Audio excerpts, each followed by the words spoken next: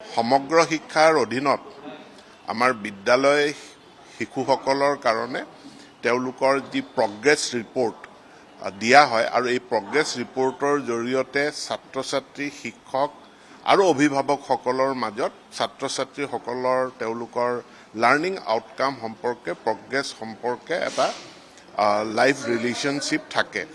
সৰ্বসাধাৰণতে কি হয় যে আমি বছৰটোৰ শেষৰ ফালে আমাৰ এই প্ৰগ্ৰেছ ৰিপৰ্টখন যিটো প্ৰকিউৰমেণ্টৰ প্ৰক্ৰিয়া আছে, কাৰণ এপ্ৰিলৰ পাছত আমি বাজেটৰ কাম আৰম্ভ কৰোঁ, তাৰ পাছত প্ৰকিউৰমেণ্টৰ প্ৰক্ৰিয়া আৰম্ভ হয় আৰু আমি জেমত প্ৰকিউৰমেণ্ট কৰিব লাগে।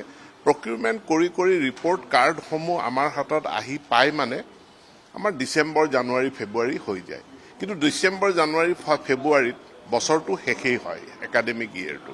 সেইকাৰণে আমি এটা ছিষ্টেম কৰিছোঁ যে 2024-25 যিটো ৰিপৰ্ট কাৰ্ড, এই ৰিপৰ্ট কাৰ্ডখন 25-26 বছৰত আমি ব্যৱহাৰ কৰিম, যাতে বছৰটোৰ শৈক্ষিক বছৰটোৰ আৰম্ভণিৰে পৰা ৰিপৰ্ট কাৰ্ডখন হয়। তো এই বছৰ এটা ব্ৰেক হ'ব, কিন্তু 25-26 বৰ্ষত আৰম্ভণিৰে পৰা আমাৰ প্ৰগ্ৰেছ কাৰ্ডখন, ৰিপৰ্ট কাৰ্ডখন ছাত্ৰ-ছাত্ৰীসকলে পাব, তেওঁলোকৰ পিতৃ মাতৃয়ে পাব। তাৰ এটা ব্যৱস্থাপনা বৰ্তমান গঢ়ি তোলা হৈছে। ইয়াত ফাণ্ড শ্বৰ্টেজৰ কোনো কথা নাই।